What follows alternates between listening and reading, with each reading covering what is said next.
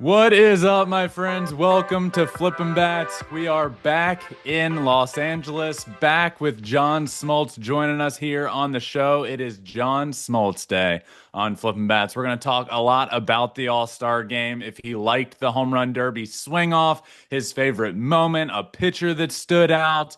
Also, the question that I asked a lot of All-Stars: if you get 100 at bats off of a major league pitcher, how many hits are you getting? We'll see what the Hall of Famer John Smoltz has to say about that. We really just lead to a lot of good questions, a lot of good conversations throughout this interview. Really enjoy this one. Hope you all enjoy it as well. If you remember, last time we talked to him, he was on the course during the practice round at the Pro-Am. So we're going to talk through that as well, see how he did. And then the question that I asked about 100 at bats off a major leaguer, I want to talk about that after because it ended up, I asked a bunch of major leaguers that question. It kind of took off online, and I have my thoughts as well. So this is a really fun conversation. Remember, Flippin' Bats is presented by FanDuel. Bet baseball with us all season long on America's #1 sportsbook. Without further ado, let's welcome in now the Hall of Famer from the Atlanta Braves, John Smoltz. All right, and I am pumped now to be joined by the Hall of Famer, John Smoltz. John, how are we doing this week? Coming off of the All-Star break, how are we doing? Everything's going good.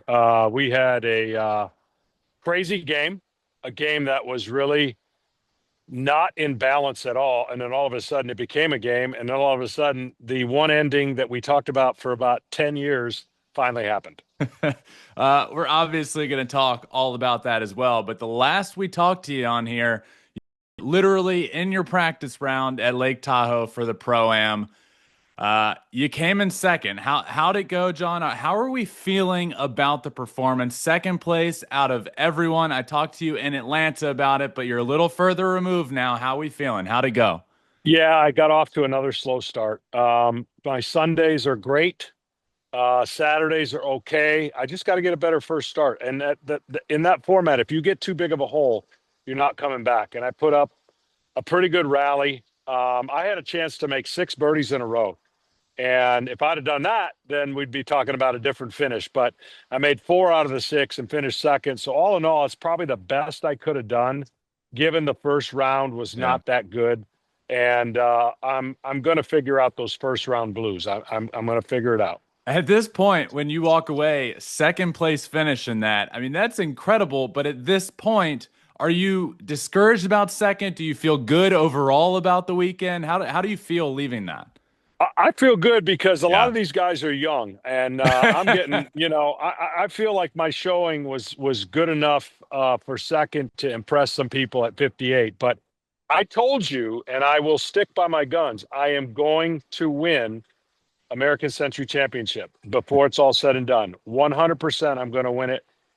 This was not the year, but getting second gives me hope that it's not too far in the future. I also feel like you have some learning points leaving this year. After your first day, you talk about you need birdies, you need to be a little more aggressive. I feel like there were some good learns this year. There was for the first 2 rounds, I don't know what happened to my wedges. Honestly, that was the best part of my game. And Yeah. sometimes tournament gets you out of kilter and you start aiming. And I was aiming too much instead of swinging for the normal swings. Yeah. So I always take notes. Got a bunch of notes from this tournament. Got a tournament coming up for the Pro Cup in August in Fairhope, Alabama, at Josh Donaldson's course. So I Yep. would love to go down there and take care of business with him at his home course. That's not going in someone's house and robbing them and then, leaving and just saying ha ha. So that Josh Donaldson is my goal, along with Joe Pavelski and the rest of the Yeah. guys. All right, let's talk some baseball, John. All-Star game in the books. First off, you're on the call with Joe Davis in the booth. What was your favorite moment from All-Star game this year? Well, there's a couple. You always cross your fingers when somebody's got the mic on the field. You don't know how that's going to go. Hmm. I thought the father-son was phenomenal with the Wilsons, and I thought Kershaw was great. I thought those two were really good insight, especially when he told me he doesn't throw a cutter anymore. I meant slider, but I said cutter. And then and then there's nothing that I think can top what Kyle Schwarber did. I don't have words to describe what that's like to be 3 swings and 3 home runs. Yes, you're going to always have a writer that complains. We just like to complain, and no one's going to think anything's great, and everyone's going to complain about the All-Star game. Why this? Why that? And you know what? Of all the sports, it's still the best All-Star game. And I'll be honest, I loved the ending. I thought it was epic. I know what it's like to just get up there and try to hit home runs. And he said if Hmm. he would have tried to hit home runs, he probably would have pulled the ball foul. So, um, you know, people are going to complain about him getting the MVP. I thought that was one of the greatest performances under the gun. It's like shooting free throws with nobody there, no time on the clock, and the whole stands are filled, Yeah. knowing you got to make 2 free throws. And I just don't think the casual fan has any idea how hard that was. And no matter who was up there, it was a great finish. 100% agree with you. I thought the home run derby swing off was awesome. It's an exhibition game. It's a fun ending. At what point, John, did you remember that that was going to happen if it ended in a tie? Yeah, we always knew it was going to happen. I was part of the game that ended in a tie in Milwaukee as a Okay. player, and they just couldn't afford to ever have that happen again. Yeah. And so, this it hasn't really come too close to that being the case. I think the problem is, for a lot of people, they expect those stars that were in the beginning of the game to hang around and probably come back out for the home run. That's a little unrealistic, Yep. to be honest. You cool down and then you're asking them to go out there and do something. So the guys that are left in the game are the ones that have to do it. And I thought that Schwarber was the perfect guy for the perfect situation. He had to hit 2, and he hit 3. And that put all the pressure in the world on the American squad. And you saw what the players were doing when they got out there. And I just think for everything that took place, from a game that was well in hand to a game that got very exciting, I thought the fans were in it. And who cares what reporters complain? I don't care. They can go cry over their spilled ink for all I care. I mean, it is what it is. I do. I completely agree with you here. I also think it's important. I don't feel like I'm breaking any news here or anything, but I think there's some fans that were a little taken aback. What do you mean Shohei and Aaron Judge have left the stadium? How could that happen? This isn't something new. This has happened for decades. It's their all-star break. Players play the game. They come out, they shower, they do their media, and a lot of times they take off. Maybe not if it's your first ever all-star game, but this isn't something new that's happening or just that the big stars are doing. This is something normal. So let's not get Yeah. all up in arms about these big stars leaving during the game. Yeah, and to be clear, I don't know if for sure they left. They got showered, and Yeah, they were not in uniform. I don't 100%. know if they truly left, but I think anytime the game has shifted, it's changed. It's a younger game. There's different perspective. They have different desires, and you have to. We can complain about a lot of things and who didn't get picked and why and where, but the players are the ones that are going to own this Yep. one way or another. They got to face the music one way or another. And so if that's the way that, we trend to find different tweaks down the road, I just don't think it's fair to talk about an exciting game and still talk about everything that's wrong with the All-Star game. I just don't think that's fair. If Yep. you want to, if it was 9-0 and there was a bunch of nobody caring, have at it. But you want to talk about who didn't get selected or why they got selected or why they opted out, have at it. But as far as the game itself, nobody quit. Nobody gave up. The intensity was there, and the American League rallied and almost pulled off a shocker. So to me, I thought the game was played about as close to a regular season game as you could play it. Yeah, I thought it was one of the most awesome All-Star games that we've seen, just from everything that ended up happening. We've seen in Look, it's a 162 game regular season. We've seen the rules kind of adapt when it comes to extra innings, and now there's a quote ghost runner on second base. Do you ever want to see the home run derby swing off in the regular season?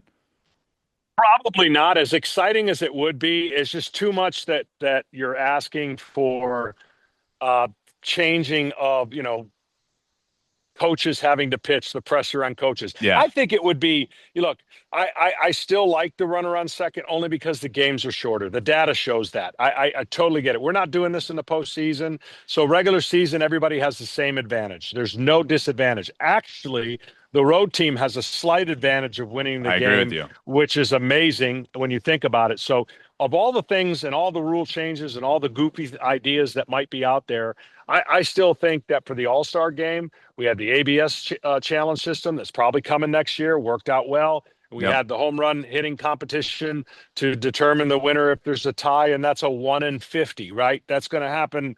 I mean, when's the last time it's been tied going into last inning? There've been a Yeah. couple extra inning games, but the game with all the young players and all the injuries, they're going to be gearing towards trying to figure out how to keep guys healthier and not put them in risk. Absolutely. There's obviously a lot of pitchers there that are some of the biggest stars in the game, some that aren't stars but are have disgusting stuff that are first-time All-Stars. There's a lot of pitchers at the All-Star game that you, John Smoltz, a Hall of Famer, haven't gotten to see in person. Is there a pitcher that stood out to you that you got to watch? I would say that I mean, I know it didn't go well for Smith for the Chicago White Sox, and a lot of people thought he probably shouldn't be there, but he's got some pretty nasty stuff. Yeah. I think he's going to figure that out really well. The Miz for me was composed. I was Yep. surprised. I thought he would be all over the place, throwing 105 miles an hour. He was very composed, and I thought that was incredible. I just am always amazed with how Paul Skeens is going to the next level. I mean, he Yep. threw mostly fastballs. He basically said, "Here it is. There's nothing you can do about it." Whether or not he pitches in the World Baseball Classic, we'll see. Those are kind of things that pie in the sky for right now. But I want to see Paul Skeens obviously be successful, pitch 200 innings, strike out 300 guys. Well, it doesn't matter if he strikes out 300, but I want to see him in a position to dominate for a team. I hope it's with Pittsburgh, but I don't know if that's ever going to be the case. So Yep. Paul Skeens to me was electric, and he's got the moxie and the stud and the feeling like he's the best pitcher in baseball. I would love to get your thoughts. You played for the Atlanta Braves. You played in the organization that Hank Aaron played for. I was sitting in the stands emotional at the tribute that happened. I thought it was the greatest tribute that I have ever seen. When you were watching that from the press box, a perfect view of it. What are your thoughts on the Hank Aaron tribute? Yeah, I was blown away. Technology always blows me away. To be able to do that on a playing field, to be able to have moments played out right before your eyes. I was young enough to be able to remember some of it. And obviously playing and being around Hank is just, Hmm. you would never know Hank Aaron's the greatest player in the world if you weren't part of the organization. If you just walked into our camp and you saw a guy dressed, you would never know it was Hank Aaron. He was so unassuming. He went through so much. He always had this smile about him and this gentle handshake, even though he was the hammering Hank. I thought it was phenomenal. I could have watched another 5 minutes of it. Yeah. To be honest, when I went to the Negro Hall of Fame, the museum, and realizing the players before Hank and how great they were, and Hank wasn't even the best player of the bunch, it's pretty amazing where we are now and where Hank went to the next level and is the greatest all-time hitter of all time. And it's just no question in my mind. Absolutely. Last one for you, John. I asked the majority of the MLB All-Stars this question, and the video really took off online. So I'm going to ask you, John Smoltz, you give the average fan 100 at bats against a major league pitcher. How many hits are they getting? One. One. They're just going to get lucky and get one. It'd be hard pressed for to get more than one. People don't understand. They need to all sit behind home plate and watch the action and see a ball come in.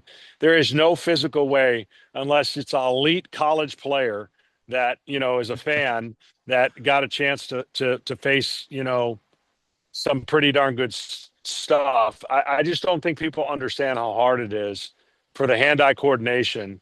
And I go back to again saying I know it's not apples and apples, but you know, it would like saying give the average scratch golfers 100 average scratch golfers a chance to make the cut at the Masters, and you might get one. Yeah. So it's about the same. Yeah, 80 to 90% of the players, I would say, said zero. Ronald Acuna said 3 to 4, which I think just tells you how easy the game of baseball comes to him. I think that answer is funny. But most of them said zero. Yeah, I think that's closer to the 0 to 1. You're going to get a fluke. You're going to get a fluke one. I just think that somebody's going to get one, but that's a tough ask for a lot of average fans, even if they think they can still swing it. John, really appreciate it as always, my friend. Thank you for the time. We'll do it again next week. All right, look forward to it. All right, just wanted to thank John again for joining us here on the show. John Smoltz Day on Flippin' Bats. Always really, really fun for me. The final question. ask the average fan gets 100 at bats against a big leaguer. How many hits are they getting? My answer is zero. I've thought a lot about this since all these players asked and all the comments come in from fans thinking they could end up with like 10 hits or 5 hits even. Here's my thoughts. We're talking about one, the average fan is objective, right? It's who really knows what the average fan means. But fans would literally poop their pants standing in the box against a 95-mile-an-hour fastball. I mean, think about it. You're standing 60 feet away, 60 feet 6 inches away from a pitcher that's a big imposing force with a hard round ball, and he's throwing it 95 to 100 miles an hour just a foot in front of you at the plate while you're standing sideways. Just think of the nature of that. Fans, you have, if you've never seen 90 plus miles an hour, it's not something. There was one comment that just said after 20 at bats, I'll get used to it. No, you don't.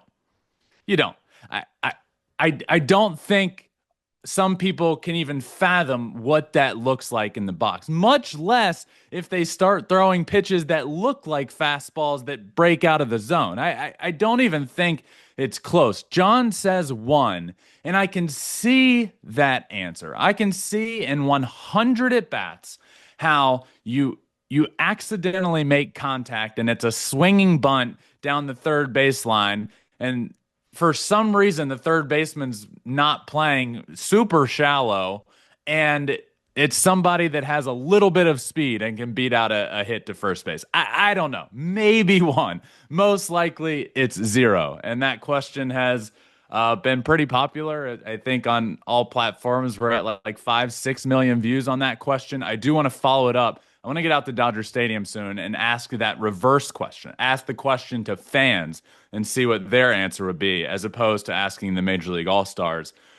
how they think it would turn out. But fun conversation nonetheless has come from it, sincerely. I had the best time at the All-Star game. It was truly incredible. My voice is just now coming back. It's been quite the week. I did my first live on TV interview right after the game with Pete Alonso. Did that for Major League Baseball. It was just such a special week. I know I did a post All-Star game episode. If you haven't listened to that, I did it live on the field at Truist Park. It's the most recent Flippin' Bats episode. So go back and listen to that. Talked about the week as a whole. But man, that was special. I appreciate you all as always. Make sure you subscribe wherever you listen to your podcast, Apple, Spotify. Hit that subscribe button. But check us out on YouTube. Flippin' Bats Pod is our YouTube channel. You can watch everything we do. Leave a comment. I love talking to you guys in the comments. Subscribe to the channel, like the video. All that stuff really does help. It really does mean the world. And follow us on all social media at Flippin' Bats Pod everywhere. We put out some really cool stuff there. Across all platforms. So I appreciate you all, as always. Really appreciate John Smoltz for every single week, no matter where he is, taking the time to join us here on the show, and I hope you all appreciate that as well. So enjoy the weekend of baseball. A lot of really good series as we get back underway. The last 2 days have been the worst days of the baseball season. No games, nothing. We're back with some good weekend series starting on Friday. So hope you all enjoy it, and we'll be back Monday. So until next time, my friends, remember, find your bat and flip it. Peace.